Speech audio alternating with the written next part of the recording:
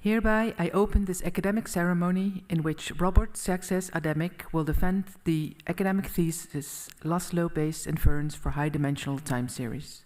May I invite you to present a summary of your study and the conclusions of your thesis. Thank you, Prorector. Dear Prorector, dear Corona, dear friends, family, and colleagues, welcome to the defense of my thesis entitled Lasso-Based Inference in High-Dimensional Time Series. My plan for this presentation is to briefly guide you through the four main themes of my thesis, which is statistical inference, time series, high-dimensional data, and the lasso, before giving a brief overview of the main chapters of my thesis. Beginning with statistical inference, let me present an example. Your friend approaches you to play a betting game involving a coin. The details of the game aren't important. All you need to know is that the game is fun and you want to play it, as long as the coin is fair. You might be skeptical whether this is the case, so you decide to toss the coin 10 times to see if the result seems fair. You get 3 heads and 7 tails. Now you are faced with the decision, should you play or not? The job of statistical inference is to formulate a principled rule by which you can decide, which takes into account the uncertainty involved with flipping a coin, because even a fair coin could produce this outcome. Now, the shape of this rule is something as follows. If the result is close to 5 heads, 5 tails, we should probably play, because that's what we would expect from a fair coin. But if we have a highly unbalanced result, then we probably wouldn't play. But where do we draw that line? Is 3 heads, 7 tails too unbalanced? One way to think about this is to consider how often could such a result happen with a fair coin. When preparing this presentation, I sat down and I flipped a coin 100 times just to see how often this would happen. I did it with a 50-cent coin. I presume it's fair. And I got a result at least as extreme as 3 heads, 7 tails, 5 out of the 10 times. Now, I got a bit unlucky. I know that theoretically this should happen only around 34% of the time. But even then, that means 1/3 of the time I wouldn't get to play the fun game, even if the coin really is fair, and my friend would probably get a bit offended. In this case, inference is quite easy because we know the distribution of coin flips. It's a binomial distribution and it's well studied. But in general, the distribution is either extremely complicated or not known, and we have to work with approximations of the distribution, and that's a large part of my work. Now, time series is a type of data which is sampled over different periods over time. This is unlike the coin flips, which were independent over time, and they are quite difficult to work with compared to independent data. However, understanding and modeling the time series structure allows us to forecast into the future, and it also allows us to predict the effects of our decisions today on what will happen tomorrow. Here are some examples of time series. I'm plotting the GDP of 5 different countries over my lifetime. On the left, we see the raw GDP, and here obviously the USA dominates the plot. So on the right, I have the same data, but on a log scale. So the numbers along the y-axis indicate the number of zeros. As you can see, this data is clearly not independent. We see that all of these series generally increase over time with some bumps in the road. And interestingly, many of these peaks and troughs happen at the same time for all series. So this is another feature of time series that in many applications, they actually depend on each other and not only over time. High-dimensional data, sometimes referred to as big data, is a type of data where the number of variables is larger than the number of observations we have for each variable. So if t here is the length of the sample, so 28 years in the previous case, and n the number of variables, that would be 5 in the previous example. High-dimensional data in this case, or I refer to high-dimensional data as data where n is larger than t. And this is an important case because our traditional classical statistical methods tend to fail in this regime. And coming up with statistical methods which deal with this regime are a relatively new and popular field of study. And I would argue that this case shows up quite often in practice. For example, looking at the GDPs again, I don't only have data for 5 countries. I have them for 192 countries. So clearly, in this case, if I looked at all countries simultaneously, N would be much larger than T. If anyone is curious, here's what that looks like. The main takeaway from this plot is that there are really many countries in the world, and the vast majority of them are quite small compared to the Netherlands. That's in orange here. But most of them are even much smaller than Luxembourg, which is already quite a tiny country. So perhaps not many of them will be that important in our analysis. And that brings me to the final concept, which is the lasso. Before explaining this, let me present a model where we might want to use the lasso.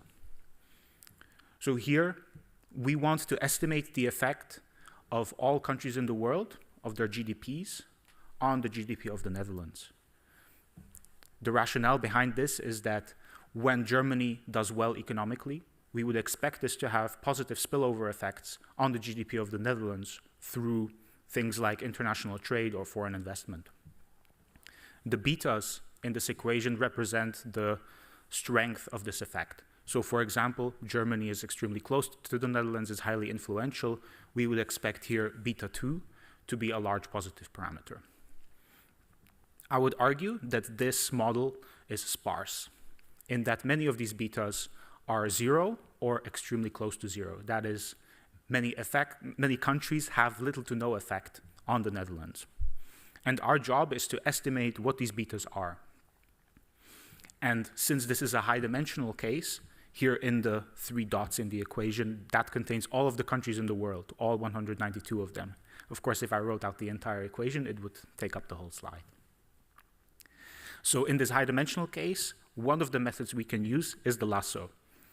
The advantage of this estimation method is that it creates sparse estimates. That is, many of the beta hats, the estimates, are 0. When we are in a sparse model, when we believe that the truth is sparse, we want an estimator which also creates sparse estimates. One of the nice things about this is that it creates variable selection for us, that it selects those countries which are relevant for our analysis, and all the other ones have a 0 parameter and we can ignore them. The problem with this approach, or with this method, is that the lasso is actually a bit biased. It tends to give us beta hats which are closer to 0 than the true betas, and inference with the lasso is quite tricky. That's why in chapter 2, I actually work with the desparsified lasso. This is a clever modification of the lasso, which makes it more suited to inference. Now, I didn't invent the modification. However, I derive new theory showing that it works in time series. Specifically, what I do in this chapter is I find the asymptotic distribution of the estimator as n and t go to infinity. You might argue that this isn't a particularly realistic scenario because we have only finite n and t, and sometimes they're quite small. However, the idea is that when n and t are relatively large, this approximation is quite good, as you can see in the graphic. And we confirm that this is indeed the case with simulations. In chapter 3, I have a more applied focus, and I base it on the theory in chapter 2. We propose to estimate high-dimensional local projections. Local projections are an estimation method which is well known in the literature, and we extend it to high-dimensional data. This method creates impulse responses, and the easiest way to explain them is to see the graph I took from the chapter. For example, in the bottom left, we have the response of GDP to a shock in government spending. We see that the response of GDP to government spending starts at 0, and it steadily increases over time, peaking at around 10 quarters, which is around 2.5 years, after which the effect dies off again. The inference part of this application are these gray bars around the black line. This is a measure of uncertainty we have around the estimate. In chapter 4, I return back to familiar theoretical results, and I derive results for a new inference method based on bootstrapping. The intuitive idea behind bootstrapping is similar to that of the coin flips, that we generate artificial samples and we gauge uncertainty around those samples by the behavior of the estimator in the simulated sample. The advantage of bootstrapping is that it tends to be more accurate than asymptotic approximations in smaller samples. However, the theory to prove that this is correct is quite difficult. And with that, thank you for listening, and I will give the word back to the prorector.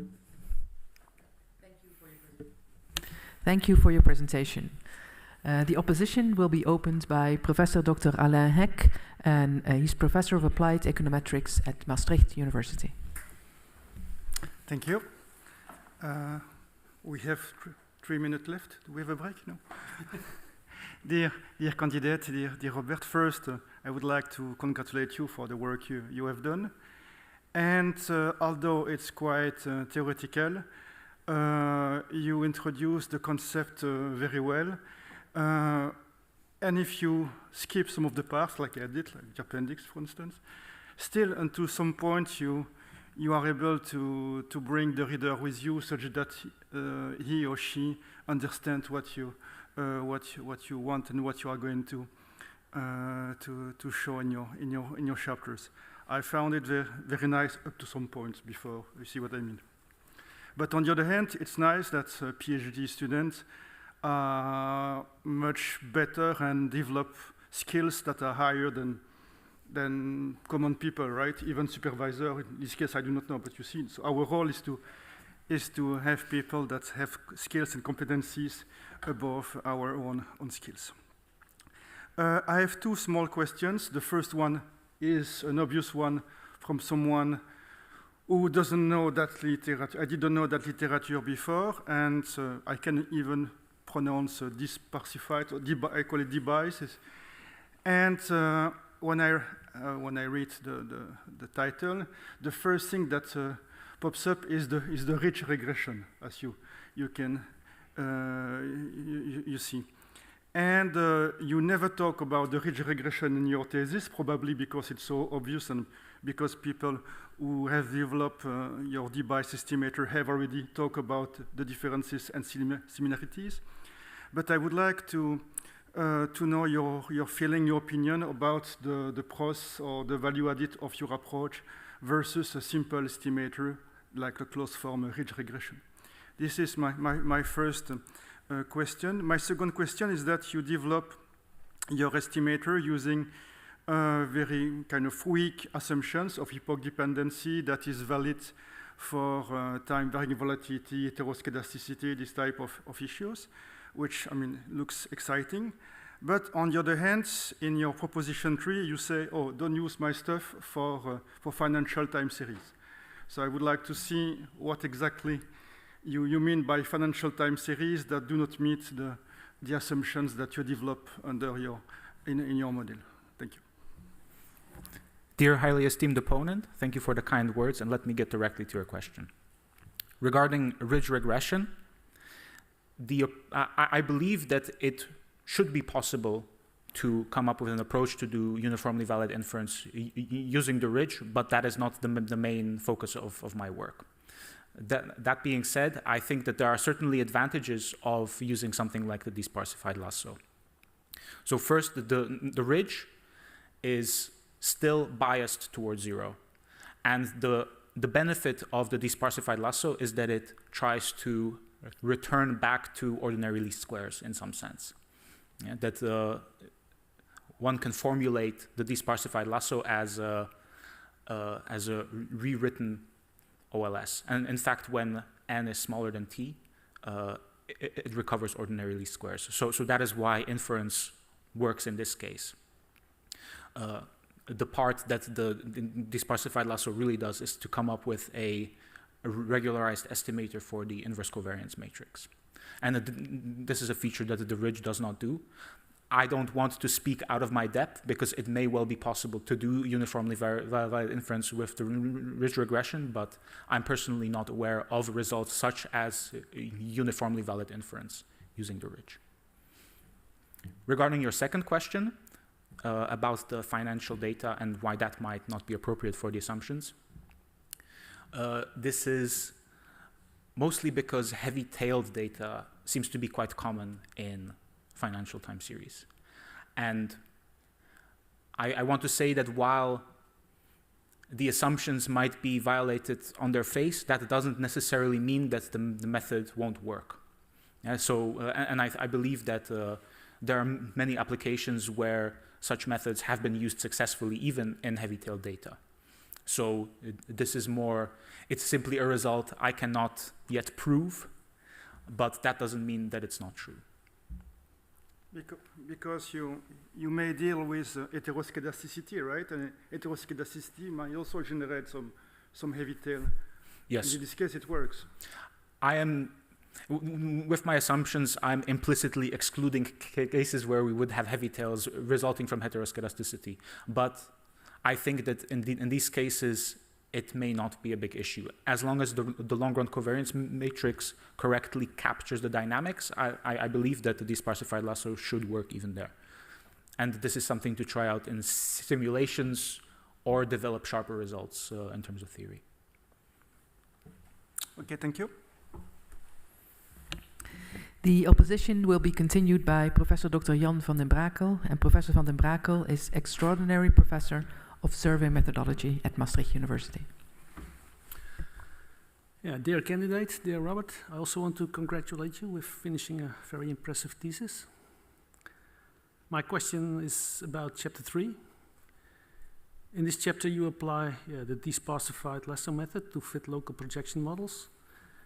And the motivation to do this is to allow for more control variables to better separate the effect of, for example, a policy intervention from other effects that occur concurrently with this intervention of interest. And this potentially increases the possibility to draw valid causal inference in this kind of natural experiments. And I feel really sorry for you that it was Guido Imbens instead of you who got the Nobel Prize for Economics in 2021 for this kind of work. You also extend this approach to a model where you allow for state-dependent impulse response. And my 3 questions are all about this model. So my first question is, how do you choose the value that distinguishes between 2 different states? For example, in the analysis of impulse response to a shock in government spending in section 3.4.2, you've taken an unemployment rate of 6.5% as the value to distinguish between high and low unemployment. And that sounds rather arbitrary to me. So can you say something, how you choose these kind of values? And in addition, are your results in section 3.4.2 somehow robust for this choice? Dear highly esteemed opponent, do you want to continue? I apologize. What you prefer? You want to answer it first? Okay. Please do. Dear highly esteemed opponent, thank you for the kind words again. So, regarding this choice of the threshold, I, to some extent, agree with you that it seems to some extent arbitrary. And the reason I chose those particular values is because that is what other people who are more knowledgeable about the field tend to choose in this case. If I had to come up with a method myself, I would probably try to see the median unemployment over the sample and, for example, choose it in this way, such that we have a good sample split in both the states. But in this case, I was going entirely off of the expert knowledge in this field. And the other question, did you investigate in the 2 applications in section 3.4 to which extent the inclusion of this large number of control variables actually resulted in a different estimate or a better estimate for the variable of interest, which is in this case the coefficient of the policy measure? Or in other words, does the extension of the local projection model to this desparsified lasso framework result in a better separation of the effect of the policy measure and the possible other confounding effects where you try to control for, which was the purpose of this research? Highly esteemed opponent, thank you for this follow-up question. When comparing these results, we mostly compared to another high-dimensional method based on the factor-augmented VAR. And there we found the results quite similar. we did not test whether these results are particularly sensitive to using some small subset of parameters. I think it's hard to judge whether a method performs well or not because we don't know the underlying truth. Therefore, even if we found a wildly different result, we wouldn't know whether this is simply because we are omitting important variables. That being said, I would say that most of the variables in the sample were in fact omitted by the method. So it seems that many of them are indeed redundant, but the motivation behind the method is that we don't need to figure out exactly which variables are important. We can simply include enough that we're confident that all of the important ones are there, and be confident that that we get reasonable results from this. But maybe I missed it, but if you leave all these control variables out and just run the lasso with the variables of interest, you get different results, or you didn't try it? That's also... I believe I did try it, but I can't tell you the results right now. However, I would be cautious about doing this approach because these sort of post-lasso ordinary least squares approaches suffer in that they don't have uniformly valid inference, and that this is a well-known result in the literature, and that's why we focus on the desparsified lasso from the beginning.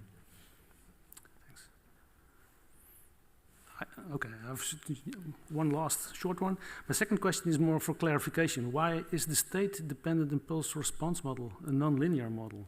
It appears to me that it is linear in its coefficients, but maybe I missed something.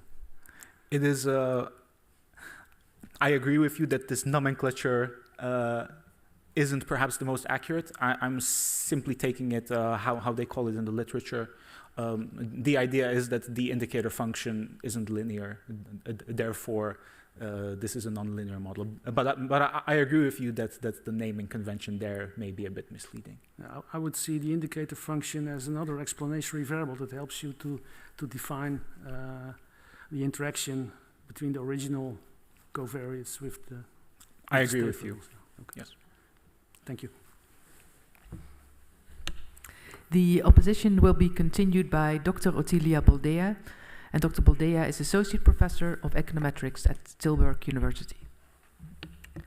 Hi, Robert. So thank you. This is a very impressive thesis. I think it's, at least in my experience so far, there are few theses in econometrics in the Netherlands that yearly that have this depth. So congratulations for the depth in which you cover some subject, especially in chapter 2. My questions, I have some questions about chapter 3 because this is also closer to my research. So first, I wanted to ask, so I was a bit, I did not understand how this Bernanke et al. Paper is related to local projection least squares, because it seems to me that, so I went to this paper and I looked at it, and it seems to me like what they do is try to estimate the impulse response functions through adding factor models, and they make some assumptions about identification of the vector autoregression, right? So it seems, and they do some recursive structure that allows them to identify this, and I wasn't sure how that translates into a local projection approach. Maybe you want to answer this first, and then I ask the others, yeah? Okay. Dear esteemed opponent, thank you for the kind words. So the relation to this Bernanke application is to a large extent motivated by the paper of Plagberg, Muller, and Wolf, where they show the equivalence between structural VARs and local projections. Therefore, once we have the identification, the particular estimation method we use is to some extent a matter of taste. Yeah? And as you mentioned, they have this recursive identification, or it's more partial identification, that they have slow factors and fast factors.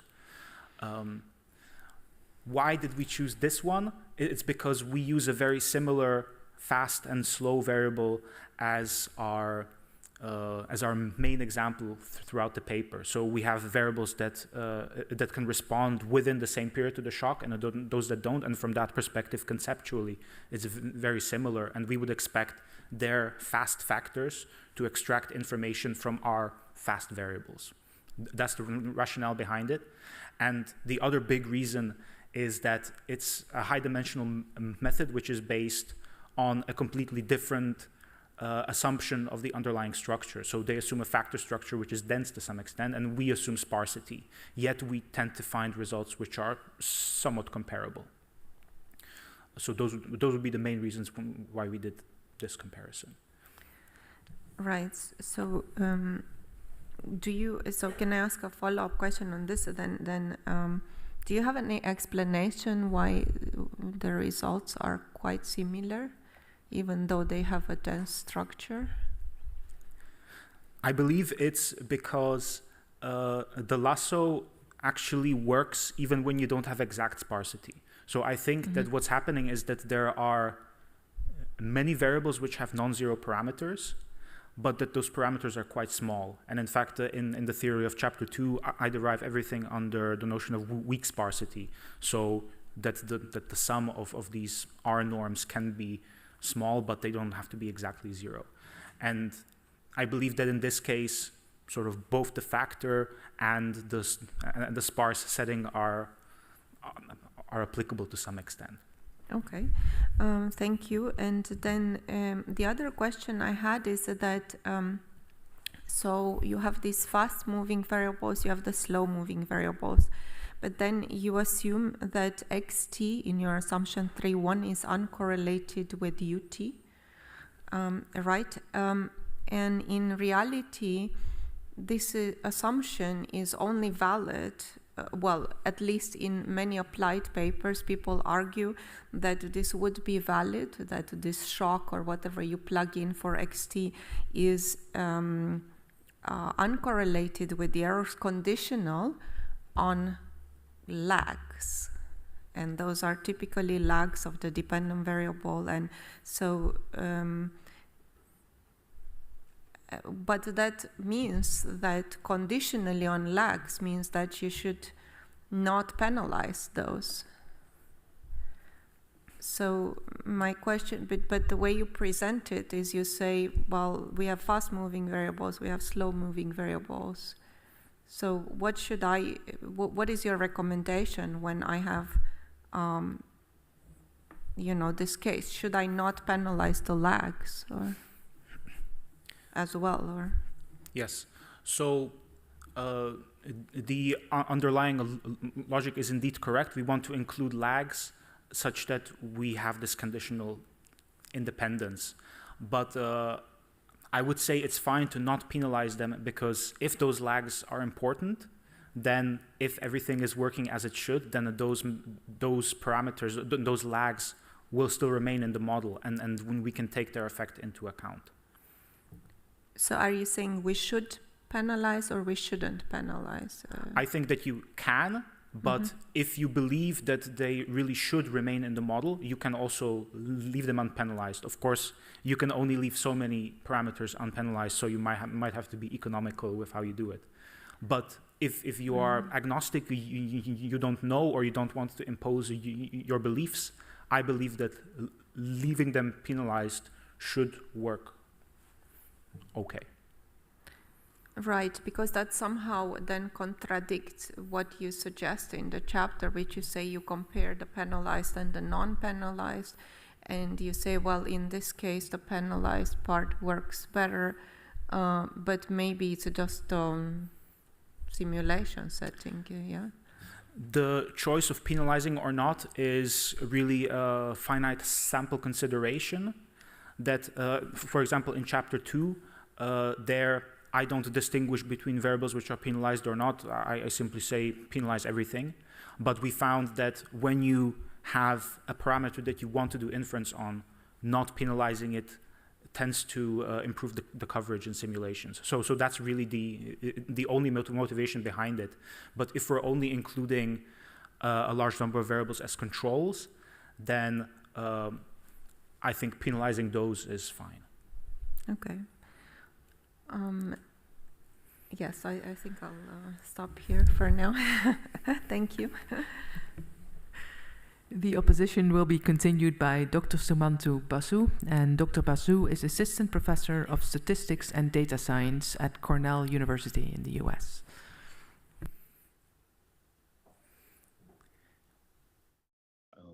Congratulations to Robert on finishing a fine piece of work. I was very impressed with the rigor and depth of the work in your thesis chapters.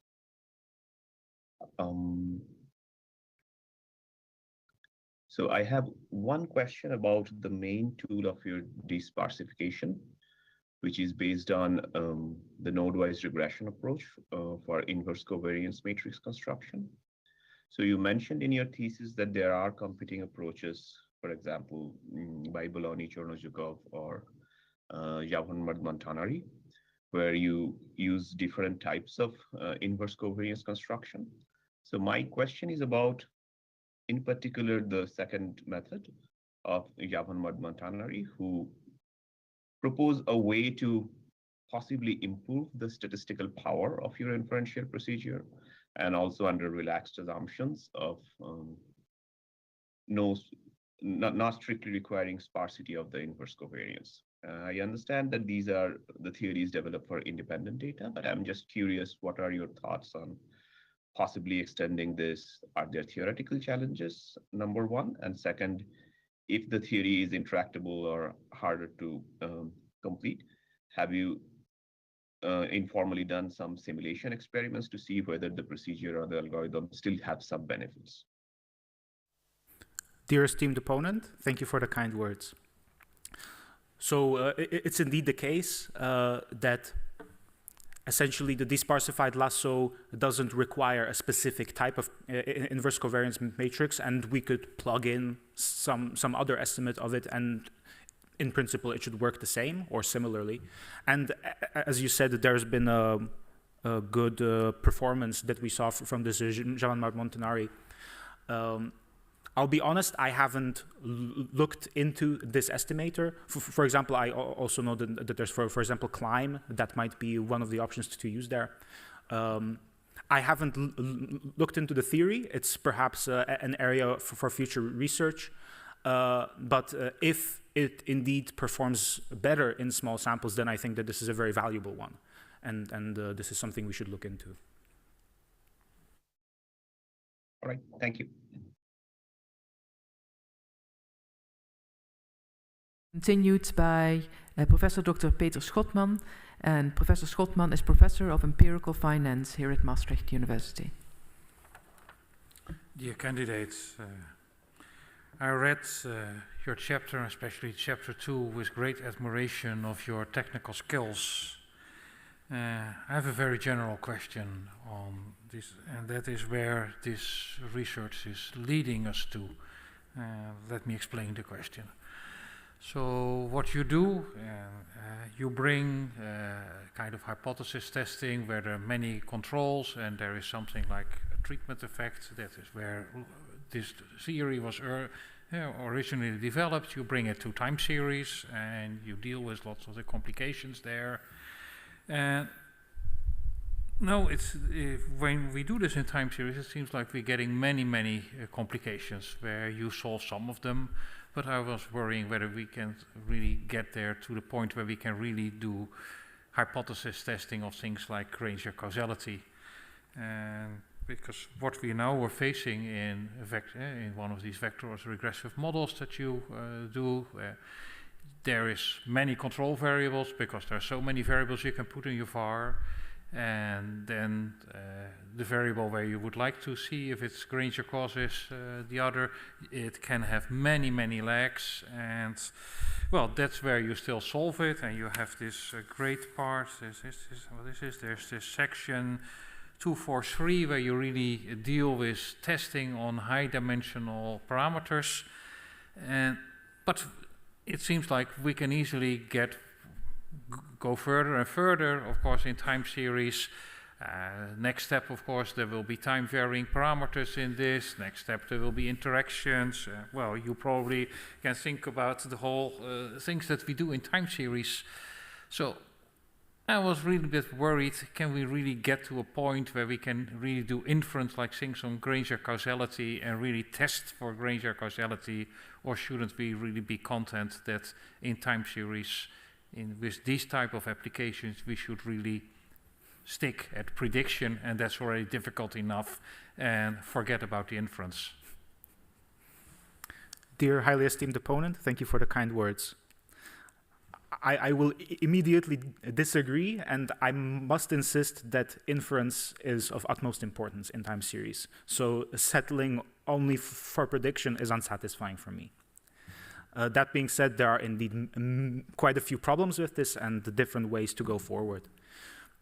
Regarding Granger causality, I think that the problem isn't as large as we might think, at least in macroeconomics, because I believe there, if you include many variables in your model, you typically don't need to include as many lags. That it appears that if you have a wide selection of different variables, then the time dependence seems to be covered across the different variables. So perhaps we would have a var where we have 200 variables, but we may only have 12 lags. Right? So any hypothesis test might involve only 12 lags. Of course, asymptotically, then we would have to argue that we don't need to add more lags as we get more observations. But I think that's somewhat reasonable. So in that case, we would still be testing a low-dimensional set of parameters. But that being said, in many cases, we do want to test a lot of parameters at the same time. And there, inference is more difficult than how we would normally do it. So the problem is that then we would effectively be testing the maximum over a high-dimensional set of parameters. And as the number of parameters grows, this maximum will also grow, and therefore it doesn't have a finite limit that it's converging to. And therefore, our inference has to come up with an estimate which also grows. And we sort of have to show that they grow closer together. But inference like this is possible. And well, it's mostly possible thanks to the papers by Chernozukov and co-authors who pioneered this work into high-dimensional central limit theorems. And that is very interesting for me as well, and I partly go into that in my chapter 4. I get one part of your answer that I think is quite an interesting comment that you made. You say, okay, that if we have these VARs, now if we have many, many variables in this VAR, we need fewer lags. I probably would agree with that, but then the whole idea of Granger causality also becomes more difficult, because you say all these additional variables then cover up basically for the variable of interest, and then maybe the thing of real interest is that again, a high-dimensional problem, that there will be a whole series of variables that matters. So isn't that only like a pseudo-solution, having more variables? Indeed, it is to some extent shifting the burden onto a different part. And I agree that there are certainly scenarios in high dimensions where we would be interested in testing not only all lags of one variable, but for example, a group of variables, and perhaps this group might grow as we add more variables. So for example, if we looked at the Fred MD dataset, we may want to include all of the labor-related variables and do Granger causality of those rather than only one. Yes?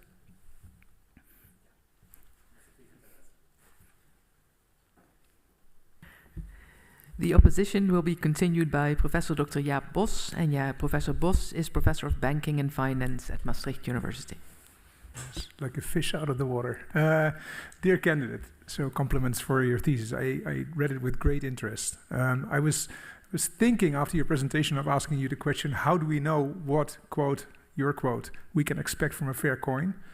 Because in a sense, for me as an applied economist, starting with an example that basically tells you what you can expect based on economic theory, or at least on theory, I would argue, is an interesting way to start a thesis that is basically void of economic theory.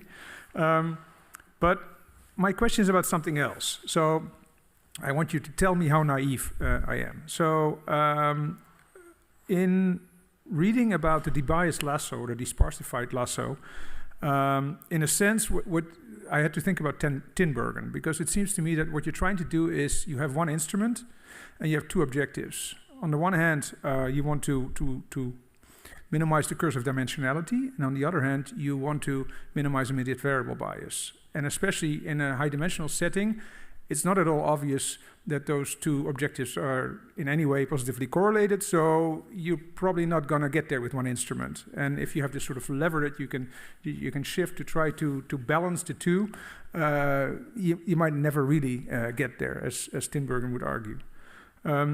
So my naive thinking in reading that was, well, why not do it differently and say, okay, I use something like a variance inflation factor, and instead of debiasing the lasso, I use the original lasso, and I use those variance inflation factors, or whatever you want to use as an alternative, as a weight in order to solve the immediate variable bias concern, and while still dealing with the curse of dimensionality.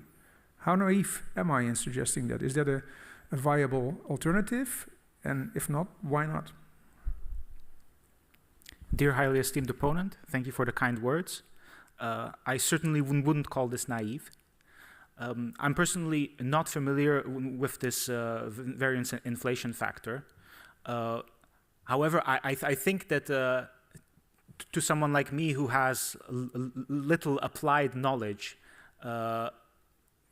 I would struggle to construct these weights while being sure that I'm not missing something out. So essentially, you could reduce the dimensionality by imposing some kind of structure on the data. In this case, we would say that this variance inflation factor would determine which variables are more or less important.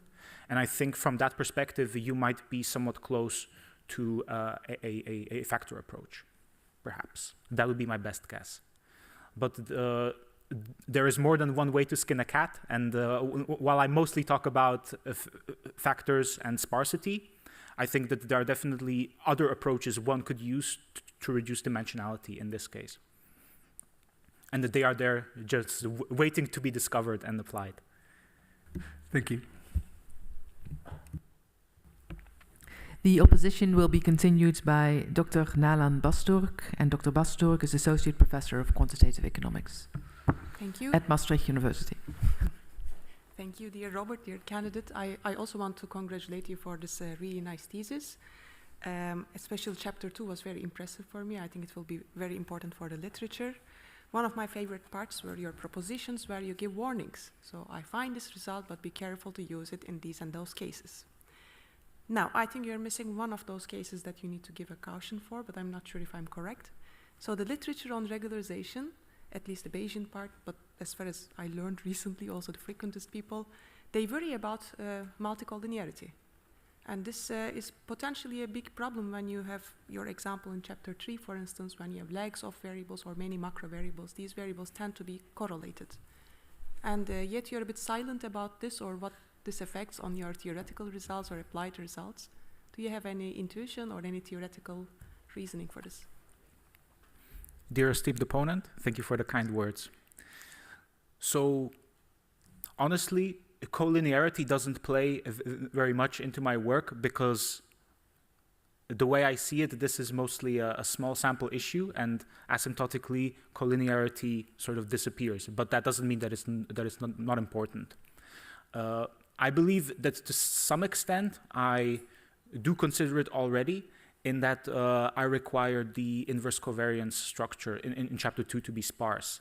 And therefore, I implicitly exclude many problematic scenarios. So I allow for a few large correlations, but most of these partial correlations have to be 0 or close to 0. So I think that this multiple collinearity is effectively excluded by assumption. Now that isn't very satisfying for someone who wants to apply it, but I think that in a roundabout way it does consider it by basically excluding it. Can I ask a follow-up one? So in chapter 3, so you have two sets of variables, the ones that you want to specify, the ones you don't want to specify. Which one is more dangerous in terms of multicollinearity in small samples?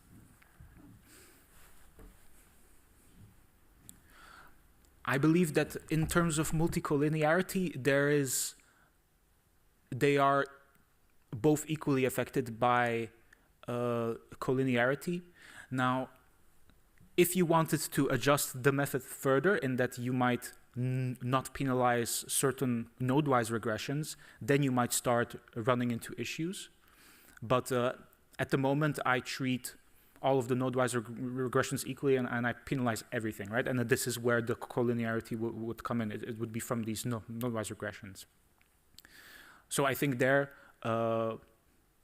you probably could run into issues if you started doing something a bit fancy, but I think that if you have a lot of multicollinearity, then in the node-wise regressions, those inverse covariances won't get penalized. And therefore, the desparsification should do its work and make sure that the important variables aren't omitted. Thank you. The opposition will be continued by Dr. Jacob Rijmakers, and Dr. Rijmakers is assistant professor in statistics at Maastricht University.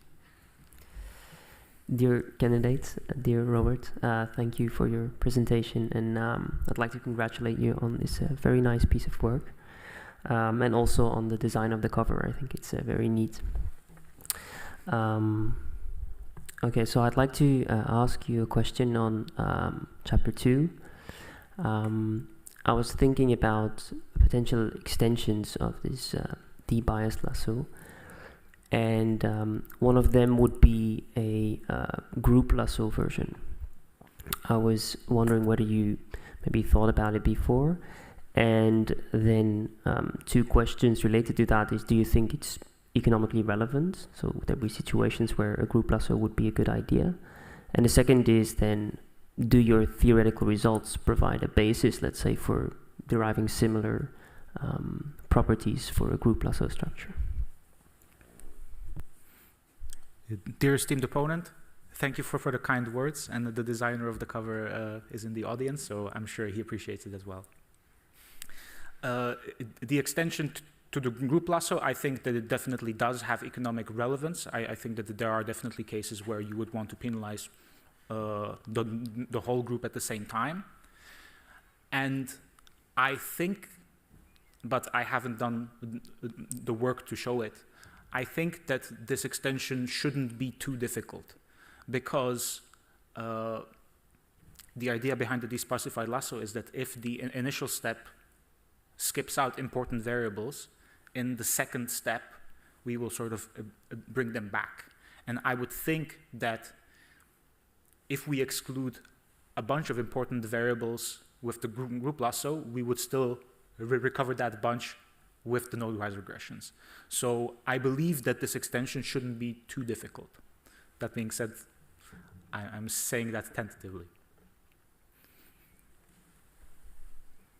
Thank you. As I clearly interrupted Dr. Boldea in her questioning earlier, and we still have time, the opposition will be continued by Dr. Boldea. Okay, so first I had a minor question, which is more about it's something that's puzzling, and I think the literature doesn't discuss it much.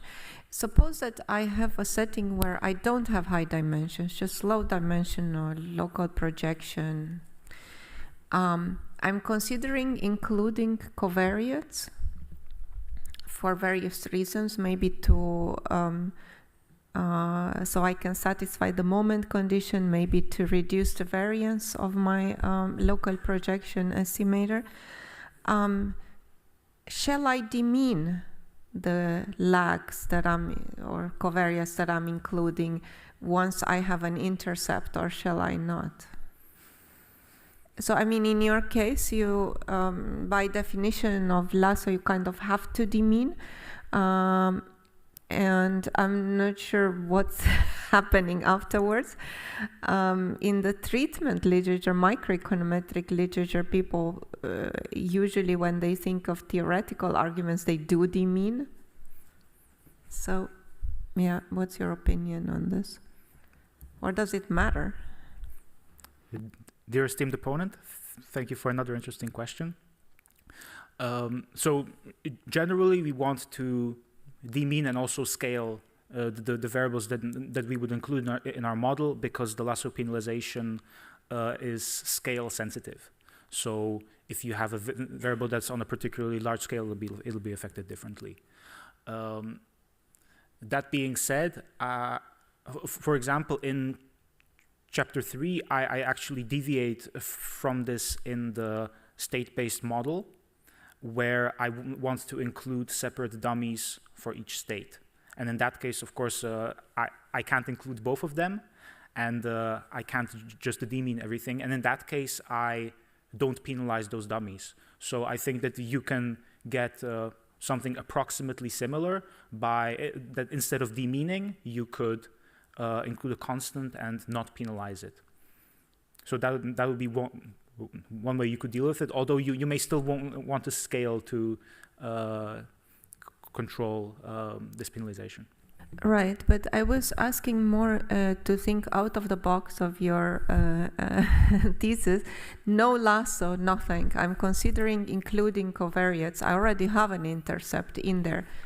Shall I demean my covariates that I'm including or not, and for what purpose? I believe that if you're not penalizing, then demeaning the variables won't change the actual beta, it'll change the estimated constant. So I think there it doesn't have much of an effect, but I may be wrong. Okay, I'll take it. The opposition will be continued by Professor Jan van den Brakel. Yeah, it's correct that I had additional questions, but I got accidentally the time to have a look at the proposition. So I'm actually curious about proposition 6. You say your methods are for sparse structures, but there are also other popular methods that assume dense structures. I think you pointed to dynamic factor models, probably. And you say that the combination of both approaches seems to be promising. And could you extend a bit on that? Because I'm curious about your thoughts on that. Dear highly esteemed opponent, thank you for the question. When I wrote that proposition, I specifically had in mind a relatively recent paper by, I believe, Massini and Fan, where they, I believe it's called bridging sparse and factor models. The idea is that you first estimate a factor model, you extract that information, and then you still do a sort of sparse analysis on the idiosyncratic components, and that there still might be some good information we can squeeze out of those leftovers, and that would presumably be sparse because all of the dense structure is taken out with the factors. Could you also do it the other way around, that you first use the lasso as a kind of a variable selection method to select the most important ones that go into the dynamic factor model? I'm not sure, but I probably wouldn't do it because I would be scared that I would kick out some variables which would then have a large influence on the factor structure. But of course, doing the factor structure first will also affect what remains in the lasso. So I wouldn't be 100% confident to say that that is the correct way to do it, but my gut feeling says that I should probably first do the factors and then the lasso.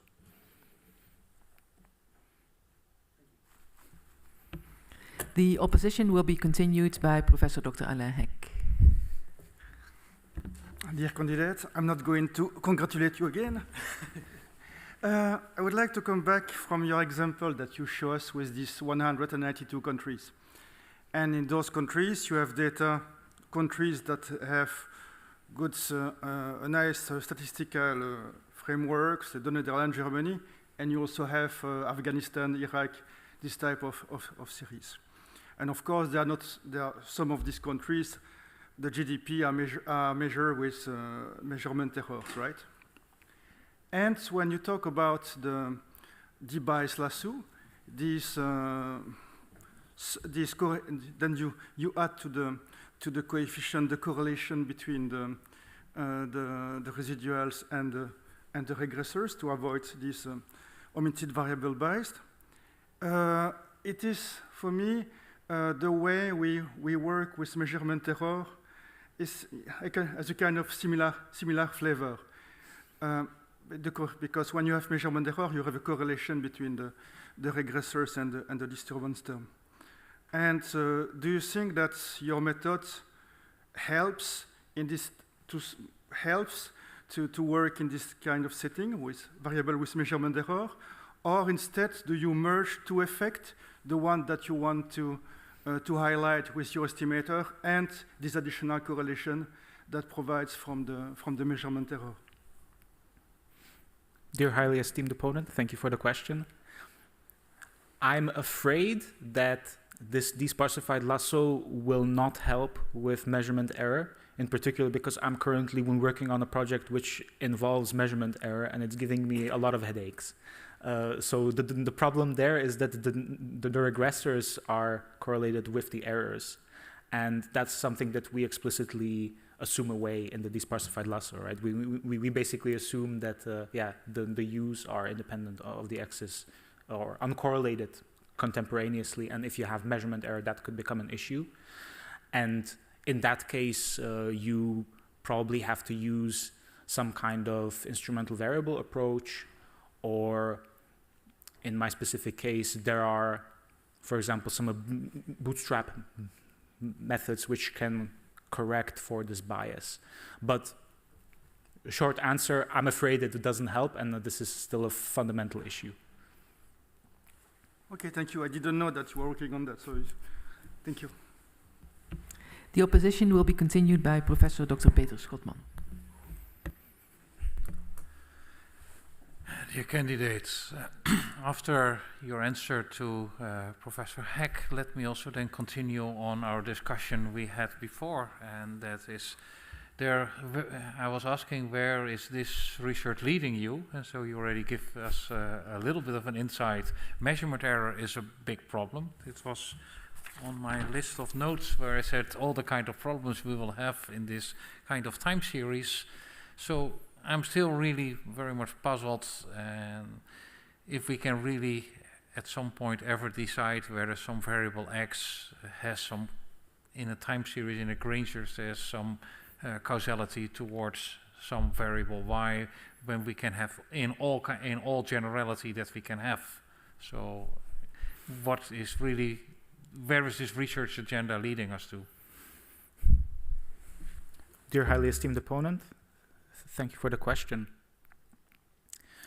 So the way I see it is that this field is still relatively fresh, and the theory can be quite tricky, so my approach is to take it one step at a time.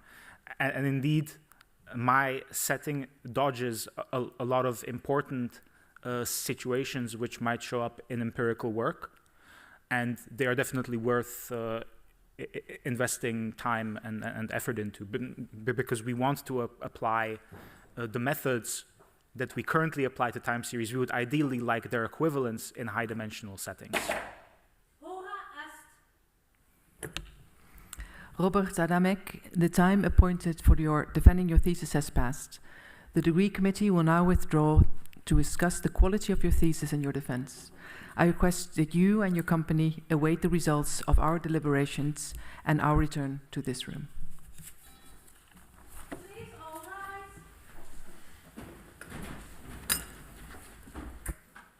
The PhD defense has now ended. The degree committee will debate the candidate's performance behind closed doors. This process usually takes about 10 minutes.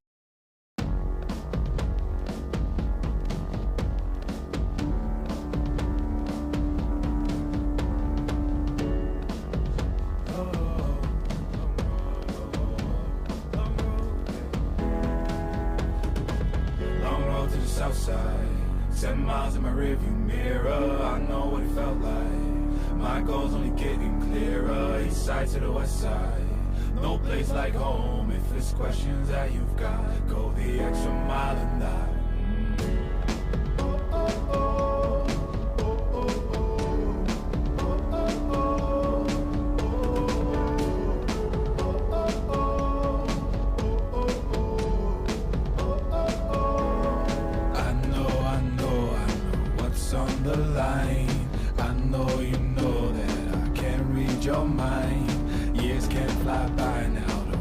All your time, 'cause I'll go the extra mile. Long road to the south side, 10 miles in my rearview mirror, I know what it felt like. My goals only getting clearer, east side to the west side. No place like home, if it's questions that you've got, go the extra mile and die. On the dash, got my laces tied. Long road, I don't waste no time. Break rules because fate decides. With the team and we chase the light. I make a move, fall down, shake it off. I hate to lose, bad branch, break it off. No room for negativity, praise and love. Prepare for deep part cause we're taking off. Get the mileage, traveling so far from home. Gathering knowledge, other connections. I put the time in to get everything I ever hoped for. It's a challenge and we all in. It's a better future that we go for. Even though these nights seem long, I know that I am never on my own. Know you won the battle once you grow.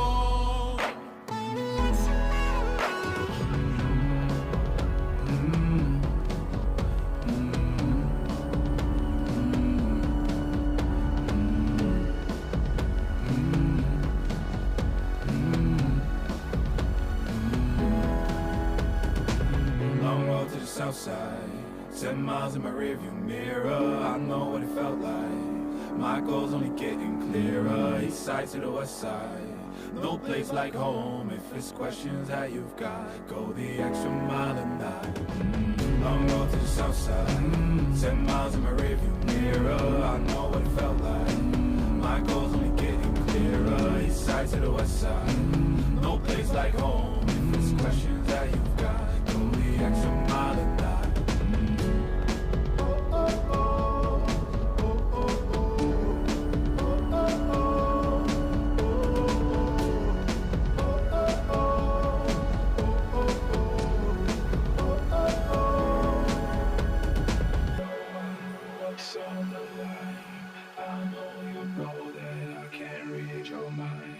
Years can't fly by now, don't waste all your time. 'Cause I'll go the extra mile.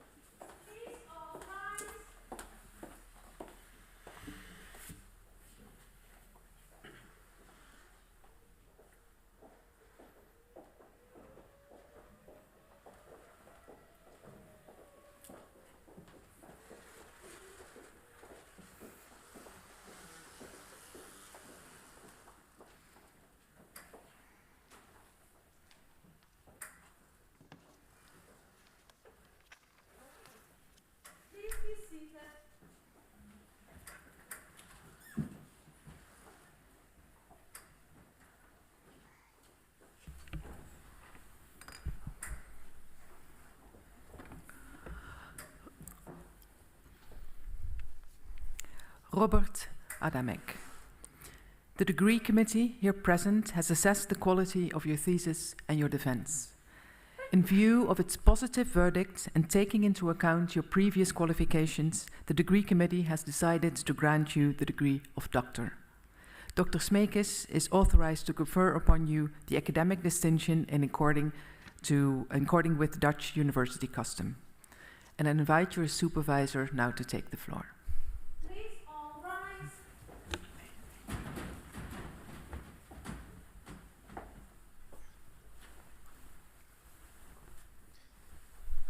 Do you promise to work in accordance with the principles of scientific integrity at all times, to be careful and honest, transparent, independent, and responsible? Yes, I promise. By the authority vested in us by law and in conformity with the decision of the committee here present, I hereby confer upon you, Robert Xerxes Adámek, the degree of doctor and grant you all rights attached by custom and law. As evidence of this, I now present you with the degree certificate signed by the rector, the secretary, and the other members of the committee, and affixed with the official seal of the university.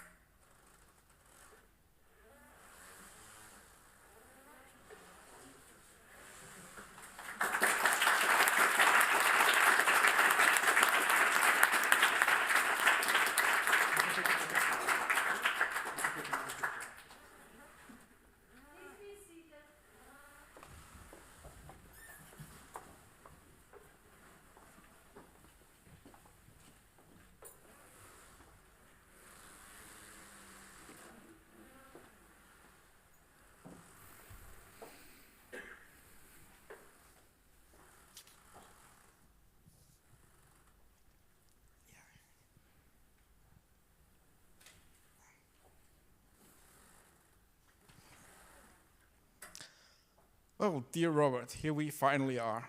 It's been 4 years in the making. Well, actually much longer. And I think I was glad to see the common theme that runs through when we first met up to now, which is mathematical statistics. You nicely, I heard, terms that you have been using while teaching the course. And actually, when you were a bachelor student in econometrics, when we first met was during the course of mathematical statistics. Back then, you already stood out. You were a very curious student who was always very motivated and inquisitive, and very much unlike the somewhat typical attitude of what do I need to learn to pass the exam. Instead, like, why do I learn this? Why do I do this? How is this useful? And that really made you stand out then already. I got to know you better during the master when you again took my course on big data econometrics. And there you showed one of your qualities that you have been showing throughout your PhD, and that is your great eye for detail and your desire to be precise. You're very meticulous. I remember you had to write a paper. You were using data from Google Trends about searches across the US. But you were not happy just to use those data. No, those data needed to be corrected for the fact that they were not comparable across states. You came up with lots of complicated formulas to correct them. You looked up population numbers of each state to make sure you could correct the data. All of the other students were completely lost. But this was just the basis where you started your paper. And I think that really shows your high level for detail and also your enthusiasm for research. I think you, in that sense, really are a genuine academic. And I was therefore extremely happy when you approached me during the master, indicating that you would really like to do a PhD afterwards. And I luckily had a position available, so I was very happy to offer you that position. And of course, there was another lucky circumstance, because otherwise I would have had to hold my microphone myself, because Ines also started at the same time as you started your PhD in our department, and since she's an expert on high-dimensional time series, it was great to have Ines on board and be a little team with the three of us working on this. I think the whole PhD went very smooth, and I really only have nice memories of the time together, and particularly our weekly meetings. They were not 1 hour meetings or 1.5 hour meetings, but they were regularly 3 hour meetings and occasionally 4 hour meetings. But they flew by as if we just got started. This was always a great deal of fun. We had very interesting discussions, and we discussed everything from proofs that you were, again, doing all sorts of wonderful proofs, solving the most complicated mathematical things, to students in mathematical statistics that you and your parent of Etienne were having issues with. And it was always enormous fun to have these meetings with you. As you made clear also now during the defense, theory is really your thing. You feel less comfortable with empirical work, even though you're actually quite good at it. Programming is also not your favorite hobby, even though you're also quite good at that. But I think you developed into a fine all-round econometrician that should, of course, remain doing theory as that's really your love. I think that is definitely something you should keep on doing. I think everything went very smooth, but of course, for you, like for everyone, COVID, of course, also happened halfway during your PhD. I think you managed reasonably well. You very often stressed how you're an introvert person. You don't feel the need to make so much social contacts, and therefore you could manage quite well during COVID, which I think you did, but still it must have been hard for you, even though it meant you could spend more time with your family in Luxembourg. But I think the defining thing of the COVID period for me is really your headset, your gaming headset with the flashing lights that you were always wearing in our meetings. I think back very fondly of that headset. And I think it's broken now, right? Yeah, that's a shame. Well, after these 4 years, you say you're not very social, but if I look how people in the department, colleagues and students in particular, how they think about you, they really like you a lot. I think you are much more social than you give yourself credit for. Students really love your teaching, particularly because they feel that you really care for them, and they have always very much appreciated that. I mean, at the department, in the seminars where you were always asking questions, super constructive, we will definitely miss having you around for your positive and friendly presence. So you're now in Aarhus since September doing your postdoc there, which I think is a great place for you. You can work there with many like-minded people. Econometric theory is something people appreciate there a lot. And I think it's a great place for you to further develop your skills as an academic. I mean, you already have a publication in a top journal in econometrics, and I think more is on the way, and your future is extremely bright. And I'm very happy that you are still working with Ines and me, because we obviously would love to be a part of that future for you. And thankfully, online meetings are still possible, because I'm so used to it now that distances don't matter anymore in that sense. Well, let me wrap up here. Let me congratulate you, also your family and your friends. It's a very special day. I hope you're enjoying the day, and you will for the remainder. And yeah, massive congratulations. Thank you.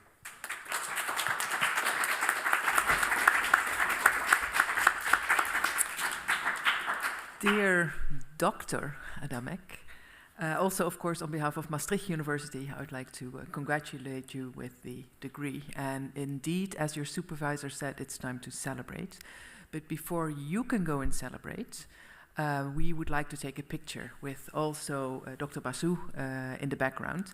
So your family and friends don't have to wait for that. So I would invite you already to go to the Refter and get something to drink and say cheers to each other. We'll be on our way after the pictures have been taken. I close this academic ceremony. Nou is het hier, dokter. doctor for the first time.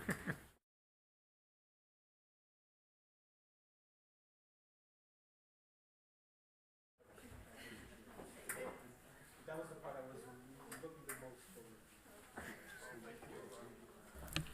Dr. Basu, because I won't have any mic